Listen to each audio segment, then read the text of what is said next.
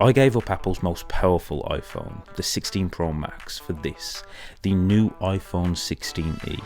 Here's what I think.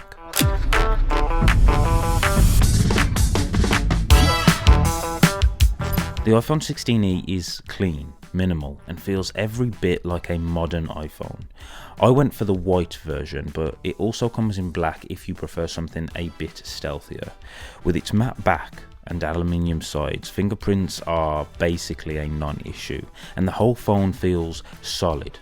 Not cheap, not plasticky, just well built, unlike other budget phones. It's actually almost identical to the regular iPhone 16 in the hand, but there's one specific thing I've really started to appreciate on the 16e, the lack of a camera bump.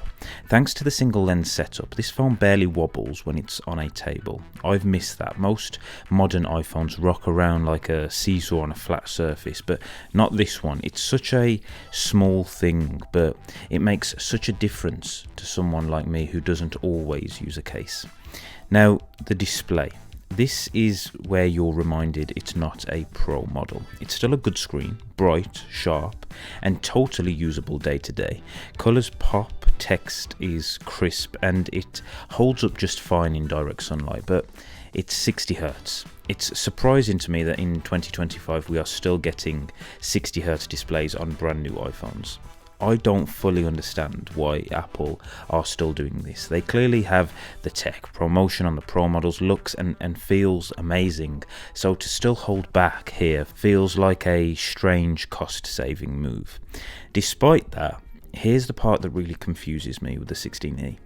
A few months ago, I tried using the iPhone 16 Plus, and I really struggled with the 60Hz screen. I was shocked at how used to 120Hz I'd become. That phone felt almost laggy to me. It was actually one of the main reasons I said I couldn't switch to that particular phone long term. So when I picked up the 16e, I was expecting the exact same experience, but oddly, it's not the same.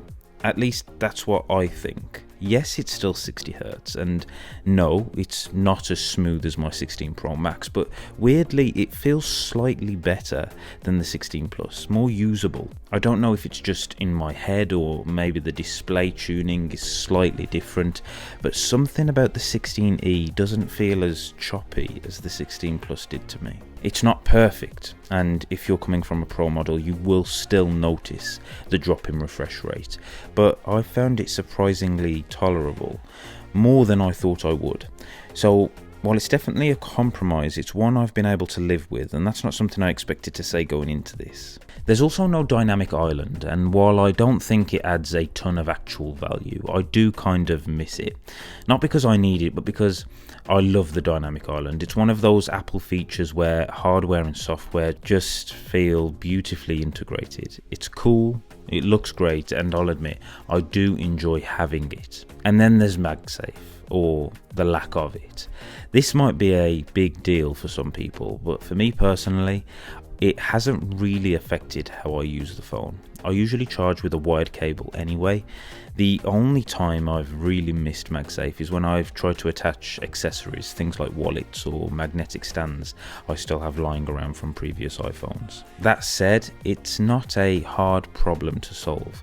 There are plenty of MagSafe compatible cases out there that bring that functionality back, and from what I've seen online, they work really well. So if you're thinking about the 16e but annoyed that MagSafe is gone, just know that you have got options. It does feel a bit random that Apple removed it. I get that costs need to be cut somewhere, but MagSafe felt like one of those features that had become part of the iPhone identity.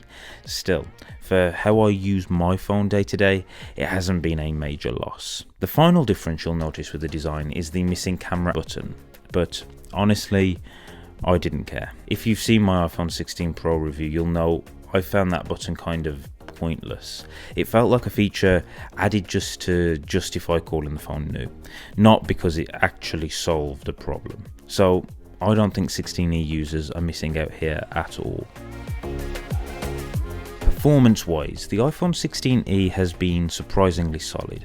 It's running on the standard A18 chip, not the Pro version, but in day-to-day use I honestly haven't felt any difference coming from the 16 Pro Max. The phone feels just as fast, app launches are snappy, multitasking is smooth, and even heavier apps are well optimized. I've thrown a few games at it as well, and they've all performed exactly the same as they did on the Pro Max. No dropped frames, no lag, no overheating.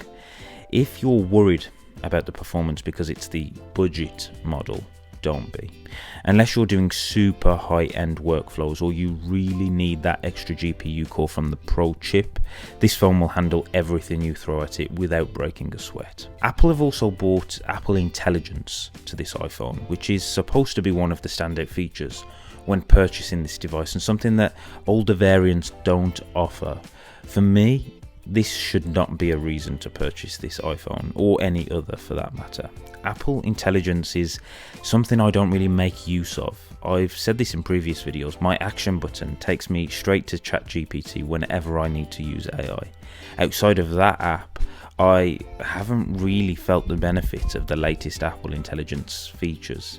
For anyone who is interested in this though, the 16e combined with the A18 chip can more than handle all of these features. Now, battery life. This has honestly been one of the best parts of switching to the 16e. I've been consistently getting close to 2 full days of use on a single charge. That's incredibly close to what I was getting with the 16 Pro Max, which is crazy when you consider how much cheaper this phone is. I think part of that is down to the more efficient display. It's 60Hz, it doesn't have an always on mode, and while I do kind of miss the always on display, I can't deny that the trade-off here seems worth it. Less drain, more endurance. It's one of those rare phones where I don't really think about the battery all that much. I just use it and trust that it'll last, and that's not something I can say about most phones. Let's talk about the camera. And this is where the iPhone 16e strikes a really interesting balance. It's using a 48 megapixel rear sensor, which combines pixels to capture more light, and the results are genuinely impressive. In most situations, this camera delivers clean, sharp images with solid dynamic range and Apple's usual reliable color reproduction. There's also excellent 4K video optical image stabilization and all the consistency you'd expect from an iPhone camera. But of course, this is not the Pro Max, and that means no ultra-wide lens. This is one thing I have genuinely missed. There have been times where I couldn't step back far enough to frame a shot the way I wanted, and having no ultra-wide meant I was stuck. If you use that lens often, it's worth keeping in mind. There's also no macro photography here, which again ties back to the missing ultra-wide. Portrait mode is decent, it works well enough, but it's the older version, so you can't refocus after the shot like you can on new Pro models. Photographic styles are also available, but again, this is the previous gen version. You don't get the ability to fine-tune undertones the way you can on the Pros. Still, you can dial in your preferred look and get some nice results. That said, for a phone at this price, the camera is way better than you'd expect. It's a massive step up from the older budget iPhones like the SE, and I think most people will be more than happy with the shots they get from the 16e. Unless you're a pro user who really relies on that ultra wide or the advanced portrait features, this is more than enough for everyday photography and video.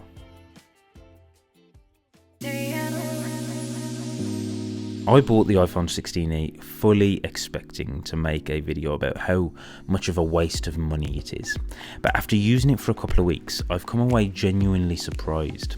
This isn't the best iPhone you can buy for the money, and it's definitely not the best iPhone overall, but that does not mean it is not a good device. In fact, it's a really solid phone. Performance-wise, it's held up incredibly well. It feels just as fast and responsive as my 16 Pro Max, even when gaming or pushing it with heavier apps. The camera, despite only having a single lens, has still managed to take some excellent shots and videos. Battery life has been seriously impressive, and the overall form factor, minimal and clean, makes this a really nice phone to use day to day. All of this for £599. If someone buys this phone, I don't think they'll regret it. I'd honestly have no problem keeping this 16E for the rest of the year. It is more than capable. That being said, I do still think the iPhone 15 is the better value if you're shopping in this price range. You get the dynamic island and ultra wide lens and overall a bit more flexibility. But I also know there are a lot of people who just want the latest, the newest thing Apple sells. And for those people, the 16E is a perfectly good choice. It doesn't feel cheap, it doesn't feel compromised. It just feels simple in the best way. Should it be £100 cheaper? Probably. But for anybody who does make the purchase, I think they'll be happy with their choice. But here's the thing using the 16E really made me think about. I would love a mini Pro iPhone. Imagine a device smaller than the 16E, but packed with all of Apple's most powerful tech, Pro Motion, triple cameras, A18 Pro chip, everything. I think that would be such a cool product, and I know I'm not alone on that. So, what do you think? Let me know in the comments below, and if you are still watching up to now, then hit the thumbs up button and think about subscribing to the channel to see lots more content like this. For now though, thanks for watching, and as always, I'll see you in the next video.